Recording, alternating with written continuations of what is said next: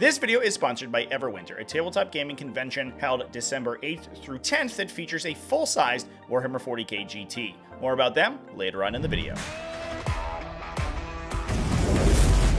What's up, folks? Welcome back to TacticalTortoise. My name is Trevi, and the best armies in 40k is back. It's been a couple weeks since I did this series, largely because I've been traveling to stream GTs rather than just cover them remotely, and that was great, but now I'm back in the studio, ready to talk about some winning 40k lists. And of course, I chose one of the busiest weekends that Warhammer 40k has had in recent memory to do so. So we have a ton of undefeated armies to talk about. As always, we're going to be grabbing an undefeated army from every single faction in the game that went undefeated at least one GT level event this week, analyzing them and talking about the strengths and weaknesses of those lists, as well as some trends that we're seeing in the builds for those factions. So without further ado, this is going to be a long one, so let's dive right in. Now, generally speaking, the meta this week has looked extremely healthy, with many factions being represented at the undefeated tier. That said, we do see some trends. Aeldari holds the lead right now with 7 undefeated players. Chaos Space Marines, however, are nipping at their heels, definitely showing their strength post the data slate changes. They're followed by Tau Empire and Orks, who each brought 3 undefeated players into the pool, and following up in the only other faction that had multiple undefeated players, Adepta Sororitas, kind of coming from behind, one of the lowest ranked factions in the game, generally speaking, kind of derided for the fact that they lack a lot of armor cracking within the faction. However, it seems like players have figured out how to utilize the tools that they do have in an effective way. We then have a ton of armies that were able to put at least one player into the undefeated bracket, including Dark Angels, Black Templars, Leagues of Votann, Tyranids, Chaos Demons, Genestealer Cults, and last, but certainly not the least, Imperial Knights. So let's hop in. We're going to go from the top down to the bottom, starting with Aeldari. Now, the largest event to take place this weekend was the US Open Tampa. That one was headlined by both Aeldari and Adepta Sororitas. So in both those cases, I'm going to showcase those lists from that event. At the US Open Tampa, Quinton Johnson took second place, going undefeated with Aeldari. This list, interestingly, left the Incarn at home, one of the most powerful single entities in the game, but did get a huge points increase in last month's data slate, and I think a lot of players are leaving it at home for that reason. This list was focused on an Autarch Wayleaper and Avatar of Khaine, taking the slower and tankier cousin to the Incarn to the table. The Avatar of Khaine does have some interesting synergies with Fate Dice, however, and especially with the Farseer's ability to turn Fate Dice into automatic 6s, because it has Sustain D3 on its ranged attack, actually making it pretty good in Overwatch if you have a Fate Dice to burn to automatically hit. That means it can potentially be getting 4 shots through on you with that big anti-tank weapon. We also have a Farseer Skyrunner and a Spirit Seer alongside 3 Night Spinners to add indirect fire, a lot of devastating damage, especially lethal against heavy infantry, but also the ability to remove advancing from the target that they shoot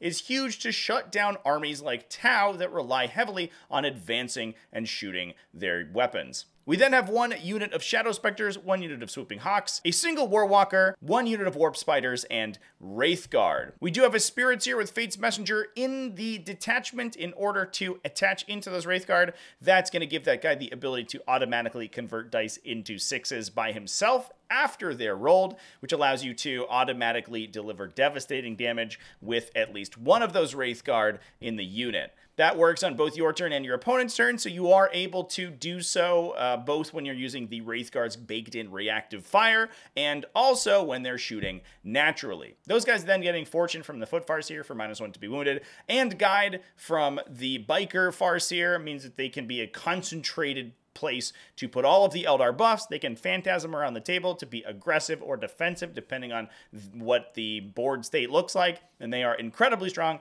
and one of the keys to Eldar's continued success.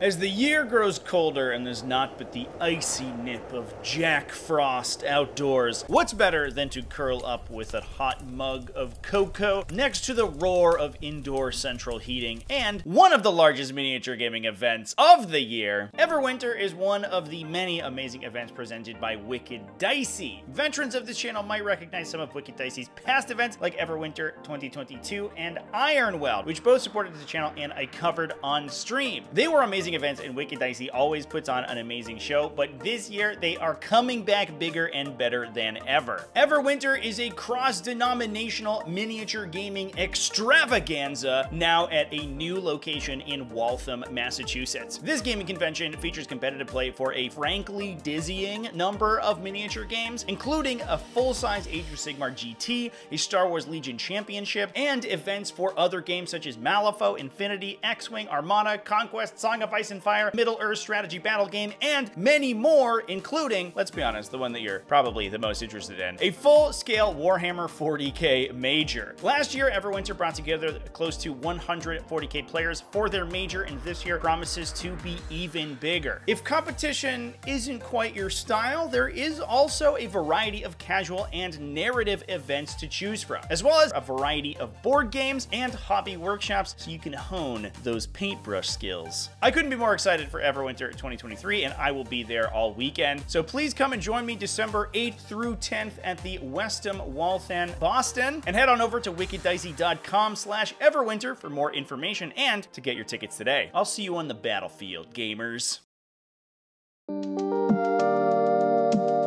Moving on to Chaos Space Marines, they took Steve Trimble at the Pecking Order GT to a 5-0 record. Steve was playing a relatively standard Chaos build featuring 3 Chaos Lords, all of them with Demon Hammers. These guys do have the ability to buff themselves up to do insane damage, especially once combined with Profane Zeal with their Chaos Undivided Mark to be able to full reroll their hits and wound rolls, meaning that they themselves are a little bit of a smash character, but then they also attach into one of the 3 units of Chosen. We have 2 units of 5 and 1 of 10. The Chaos Lords themselves have a right to battle effect, so they are able to give you free stratagems used on those units, which can include things like the Chaos version of Armor of Contempt, as well as that aforementioned Profane Zeal. We then have 2 Chaos Rhinos to carry those guys around in. We have a Cultist Mob to lock down objectives, alongside 2 Forge Fiends, 1 of Chaos Undivided, again to utilize Profane Zeal to get devastating damage from its weapons, since the Chaos Forge Fiends can trade Hazardous for devastating wounds on their ranged attacks. They then get full rerolls to try to fish for those devastating wounds, plus you add in the efficiency of Dark Pact, and that Forge Fiend does insane damage. We then have another Nurgle Forge Fiend, this one to use Dark Obscuration to be more resilient to incoming shooting and situationally untargetable. We have 2 sets of 2 Obliterators marked in the same way for the same reasons, alongside 2 units of Warp Talons marked as Slanesh. On top of that, we have a bunch of allies. 1 unit of Nurglings. These guys forward deploy to complete early secondaries, screen out enemies, or even just deep strike in your opponent's deployment zone to get behind enemy lines, or similar maneuver-style secondaries. We have the Blue Scribes, another lone operative unit who is relatively fast, and again, is an excellent utility unit, and can even deal some mortal wounds, and Celeste. Celeste is an interesting include and one that we've been seeing in a lot of recent lists. These 2 have a pretty reasonable damage output. They have a ton of attacks in melee and a pretty good brace of ranged attacks. On top of that, they have Deep Strike baked in because they're demons, and they also regenerate themselves on a 2+ when killed, allowing you to deploy them into your opponent's deployment zone, get some secondary objectives, potentially kill some infantry, and your opponent is going to have to probably dedicate 2 phases of damage to actually remove them, meaning that they're generating a lot more value than their 120 points would typically suggest. We've been seeing a lot of characters like these, like Celeste, being added into competitive lists for those reasons. The ability to deep strike in, grab objectives that your opponent necessarily isn't protecting, get secondary objectives, and then take multiple phases to remove, just being worth that 100 to 150 points you're spending on them. Moving down the line, we have Tau Empire. This faction has certainly come out as one of the most powerful ones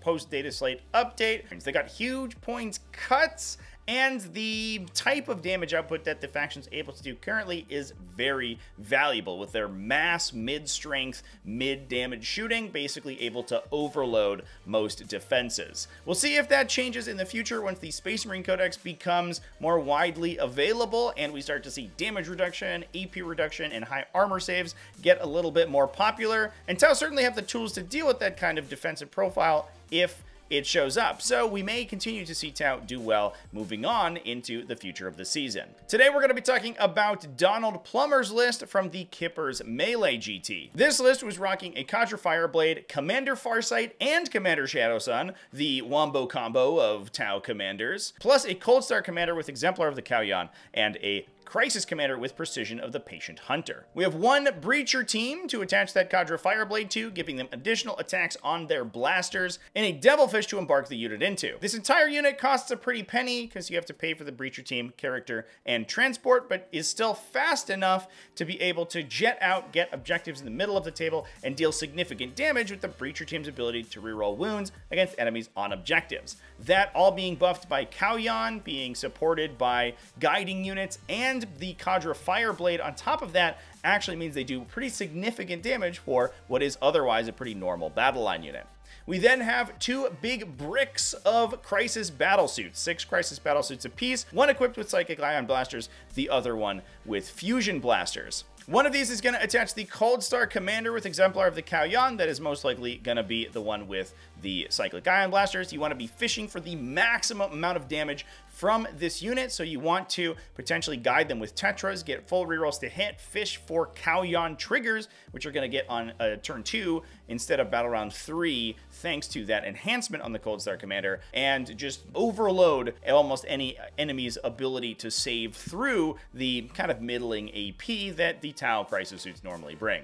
Now, Commander Firesight attaching into the other unit of Crisis Battlesuits, giving them +1 to wound enemies that are within 9 inches of them, combos pretty well with the Fusion Blasters, which already want to be within 9 inches to get +2 damage from their Melter rule. Oftentimes, this unit will be placed into Mantis Strike. They'll deep strike on the table using rapid ingress in your opponent's turn. When your opponent moves aggressively forward with heavily armored units, then Farsight's unit is able to jump in just in range to be able to move into that 9-inch range band on the subsequent turn, get +1 to wound, get +2 damage, and absolutely eviscerate almost any target with big, high-impact shots.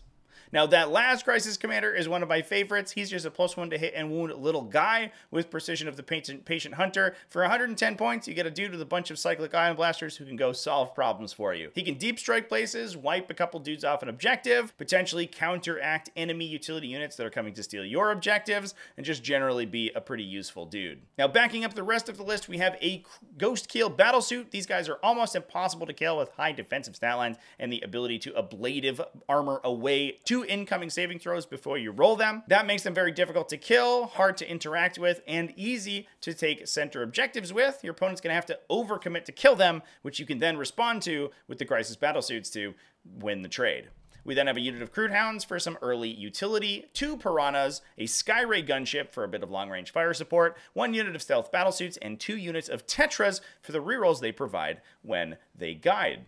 Now, we're going to stick on Kippers Melee for a little while here because this event was large enough to have 3 undefeated players at the end of their 5 rounds. Not only did Donald Plummer go 5-0 with his Tau Empire, but we also saw Adepta Sororitas and Orks take those spots, and those are the 2 factions that we're going to cover now. We'll actually move to the Brighton Tournament 5, where Tom Green went 5-0 with his Orks, only losing out on tiebreakers to James Shapiro and his Leagues of Votann, who we'll talk about later in the video. This list is a classic Ork truck rush. It's running Captain Badruk, a Beast Boss, as well as a Beast Boss on Squigosaur, a Smash-a-Squig Knob with Headwop as Killchoppa to grant some devastating wounds, as well as a War Boss with Follow Me Lads. We've got 2 units of Beast Snagga Boys, as well as 1 unit of Standard Boys, and just generally mix it up in the center with high OC bodies once their trucks get removed. We have a big unit of 10 Flash Gits for Badruk to hang around with. These guys can hang off the back of a truck, do some significant damage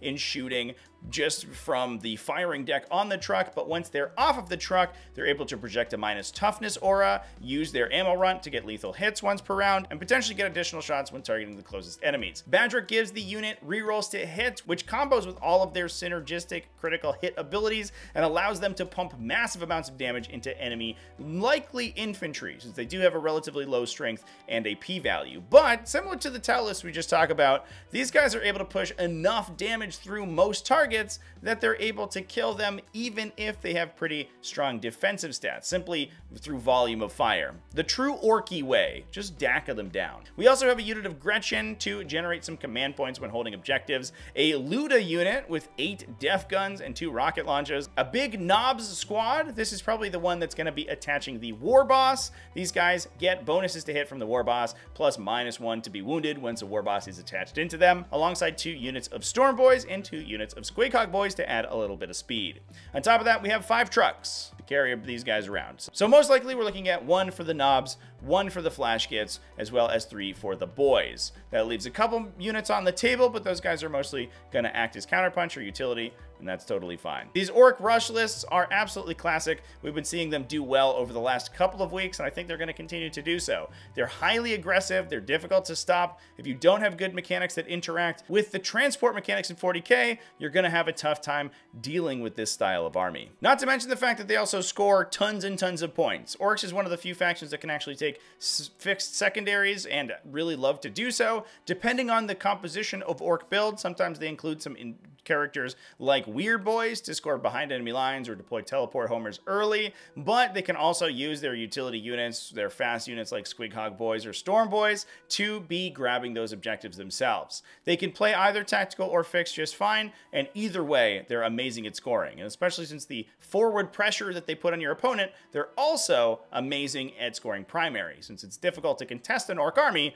because moving up to take their objectives just puts you in crumping range. Now that moves us on to Adepta Sororitas, I think the headliner of results this week, where Jeffrey Kolodner took down the US Open Tampa. This list was running an Imagifier with Litanies of Faith alongside Junith Eruita to generate some command points, to attach into a unit of Paragon Warsuits with grenade launchers and a mix of maces and blades, a single Palatine with the Blade of St. Eleanor to combo with her Mortal Wound ability alongside St. Celestine, 3 full Battle Sister squads, 2 Immolators alongside a Retributor squad with 4 Multi-Meltas. Oftentimes we'll see the sister squads embark into the Immolators, since the Immolators allow them to split into combat squads, essentially. Once embarking into those smaller transports, the Immolators give them reroll wounds once they disembark and allow the Battle Sister squads to actually trade for mid-range enemy units. Between the Immolator and the Sister Squad themselves, they can go in and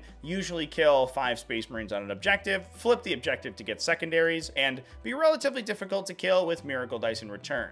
Oftentimes, Sisters players don't really care so much when their units die anyway, since they're going to be generating Miracle Dice regardless. We're then running 2 Castigators, 2 Mortifiers, alongside a unit of Seraphim, a unit of Sisters Novitiates, 2 Death Cult Assassins for utility purposes, and a Calidus Assassin. These type of lists usually want to split their army into as many pieces as possible by combat squatting the Battle Sister squads using the Immolators, by attaching characters almost everywhere that they can, and also by bringing a lot of utility units and small vehicles. That's going to generate them tons and tons of command points that they can then use to fuel the Meltaguns and Multi-Meltas inside those units to actually get damage out of their army. Chaos Demons also saw some success this weekend, with Nicholas Francone able to go 5-0 at the Medhammer GT. This was a fairly Greater Demon focused list, kind of a classic Demons build to be honest, running Be'lakor, a Bloodthirster, a Lord of Change with the Everstave, Shalaxi Hellbane, Celeste for probably the reasons that we talked about with Chaos Space Marines, alongside the Changeling. It's got 2 units of Nurglings for forward deploy, alongside 2 units of Flamers, a unit of Fleshhounds, and a unit of Seekers to add some fast attackers as well. Fairly classic list. It has a lot of the benefits that Chaos Demons list that we saw be successful at the beginning of the edition have. We've seen a lot more Chaos Demons lists recently running more heavily melee units, things like Blood Crushers or even mass infantry swarms. This list is a little bit more of a blast from the past, so it's nice to see it do well. Now, before we hop off Chaos Demons, I do actually want to throw out another example of a list from this past weekend. I actually missed this one the first time I reviewed lists, but I caught it at the end. That's because this was a Khorne Demon list rather than a pure Demons list. Anyway, very cool one from Blair McDonald over at the Geekfest GT. This was led by Be'lakor, 2 Rendmasters on Blood Thrones. These guys buff the strength, AP, and damage of Khorne demons when targeting a specific enemy. And interestingly, because it is not an aura effect, it's a debuff that targets an enemy. It essentially buffs your attacks against them. The 2 Red Masters together, or even 3 if you take them in triplicate, can stack their buffs and actually get some insane damage out of demon melee. We then have Scarbrand, speaking of insane damage, 3 units of Blood Crushers, 1 of 6 and 2 of 3, alongside 3 units of 5 Fleshhounds and 3 Skull Cannons. These lists are pretty efficient. Blood Crushers are good damage dealers and they're hard to kill, and backed up by the big characters doing so much damage, and those Ren Masters to smooth things over. Lists like these are incredibly aggressive, and if you can't deal with them quickly enough and all of their deep strike shenanigans, you end up just getting blown out in melee pretty quickly. Now that moves us on to factions that weren't quite as heavily populated, that only got 1 win apiece. And we have a couple Space Marine sub-factions to talk about first. Starting with Dark Angels, that were able to go 5-0 and win the Last of the Summer Winehammer event. This was won by Matt Robertson, who ran a classic Dark Angels Gladius Task Force build. This might be the last we see of the dominance of Gladius Task Force, although I think it's probably still one of the most effective detachments in the new codex.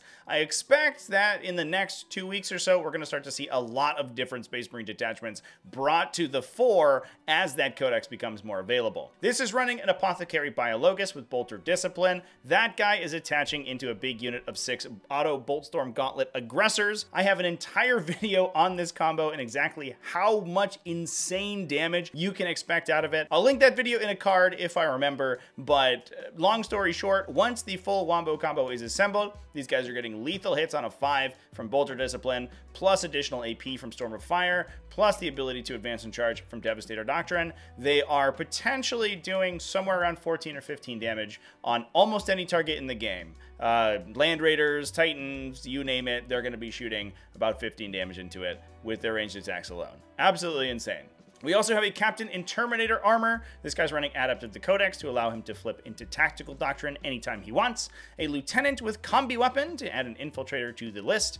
10 Deathwing Knights for that captain to hang out with. Plus 1 3-man Inceptor Squad to be a utility unit. 1 unit of 5 Infiltrators. 1 Scout Sniper Squad to add some lone operative backline support. A Scout Squad. These guys are going to be seen a lot when the new Space Marine Codex comes out. They have Infiltrator and Scout and pack a rocket launcher, all for the low price of somewhere around 60 points, depending on which of the codexes you're using at the time. Absolute deal for these guys. They're an insane value. We also have a Land Raider Redeemer. That's going to be carrying around that Aggressor Squad and 3 Whirlwinds to add artillery. Just keep in mind that this list is assuming that you're getting wound rerolls from Oaths of Moment. That means that the Whirlwinds in the early game can all focus fire on the Oaths of Moment target, and despite the fact that their strength is kind of middling, only strength 8, with rerolls to wounds, they can be wounding most things in 4s or 5s, and with full rerolls actually do some significant damage even into heavily armored vehicles.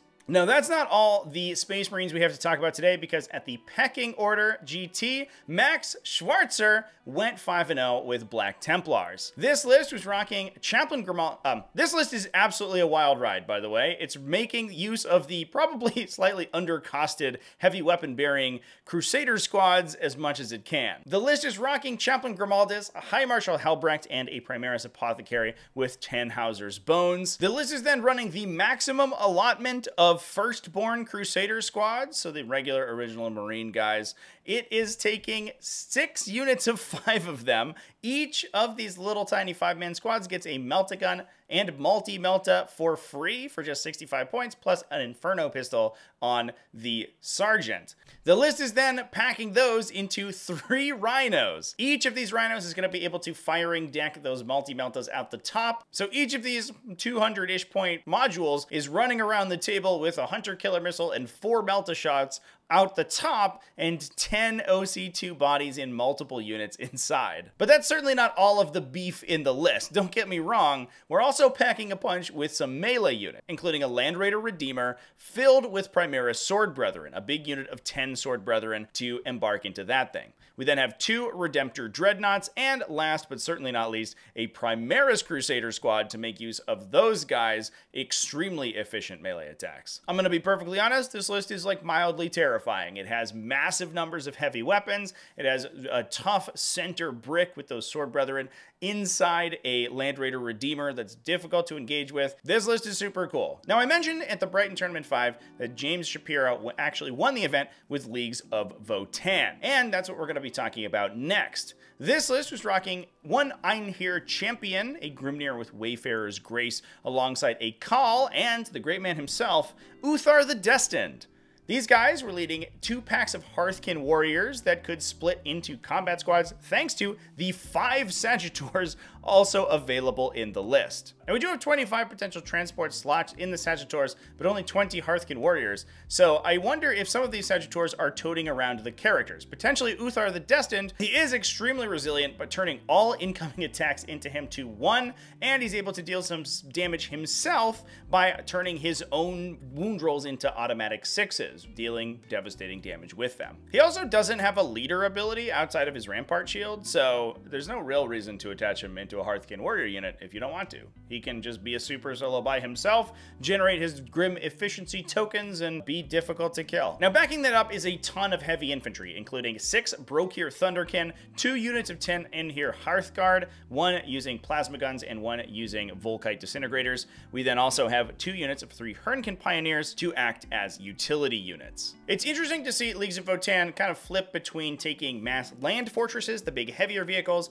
or focusing on bikes and the Sagitors to make a slightly lighter, more technical force. And this list certainly is taking that lighter, more technical aspect to its extreme. Now that moves us on to my very favorite boys, Tyranids, who were able to take an undefeated record to the Feast of Blades October GT, where Rude Steenbackers went 4-0-1 with their Synaptic Nexus. This list was running Death Leaper, a Hive Tyrant with Synaptic Control for -1 damage, a Neuro Tyrant buffing its Flamer with power of the Hive Mind, 2 units of Gargoyles, a Biovore, 2 Exocrines, 2 Haruspexes, double Maleceptor, triple Neurolictors, 2 Pyrovores, and 2 units of 3 Zoanthropes. This is a classic list coming out of Synaptic Nexus. It's able to use Reinforced Hive Node to keep damage off of its Maleceptors early, and between the Maleceptors and the Haruspexes, it prevents an extremely strong Toughness 11 front line that's difficult to get through. It can then use its smaller units like Gargoyles to steal enemy objectives, keep them down on primary, while constantly shelling them with Exocrines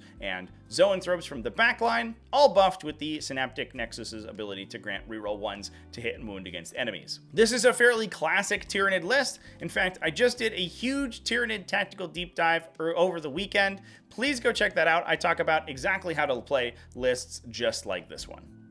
Now, speaking of blasts from the past, we also saw Genestealer Cults return to the surface today at the Darksphere GT, where Niklas Ek went 5-0. Niklas' list was running a Clamavis with Inscrutable Cunning, a Primus with Prowling Adjutant, alongside 2 standard Primuses to add rerolls to their attached units, and 2 Reductus Saboteurs. We were then running 4 units of 10 Acolyte Hybrids packed to the gills with Demolition Charges for the insane spike damage those guys are able to do, especially ones getting sustained 1 after deep striking and potentially having rerolls from an attached Primus. Those Acolyte Hybrids can pop up, use Tunnel Crawlers to get up 3 inches away from their opponent, and absolutely destroy them with the Demolition Charges. Demolish them, if you will.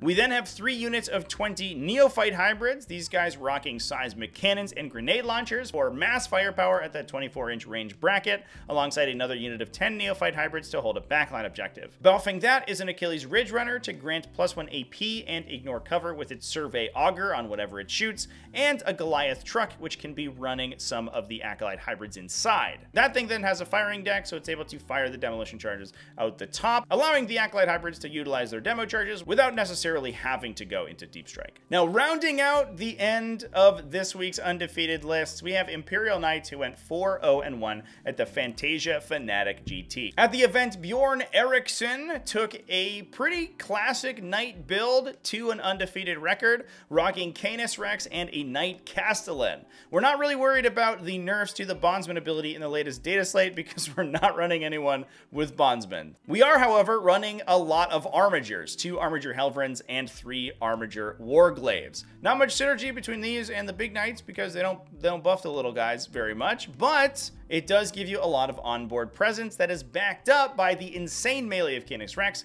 and the insane shooting of the Castellan. We then have a couple allied units, including a Calidus Assassin for CP taxing an opponent's battle tactic stratagem, as well as adding a lone operative who can hold down your backline objectives. Just useful, especially for these relatively non-maneuverable Imperial Knights lists to complete their secondaries. Plus, Inquisitor Kotiaz and a henchman unit. Kotiaz himself is an absolute beefsteak, but you're largely taking him for his spy network. This guy is able to generate you command points when enemy abilities generate them command points. So if they have an ability, something like Marnia's Calgar, for example, that gets them command points in their own command phase, or if they have abilities that refund, command points, for example, Kotiaz will mirror their CPU generation for you. Importantly, this doesn't work on things like discarding tactical objective cards, but because knights only have one way to gain CP during the game, and that's by completing their oath, Kotiaz allows you to potentially mirror your opponent's CP generation over the course of the game and actually give you a big boost to your command point economy. This list actually has an incredible benefit on command point economies, both able to tax its opponent and generate their CP for themselves. We then have an Inquisitorial Henchman squad for Kotiaz to hop into, and that rounds out the list. And with that, that is all the list we have to talk about today. Big thanks for watching all the way to the end of the video. Let me know down in the comment section which one is your favorite. And remember to keep it classy, folks, and have happy wargaming.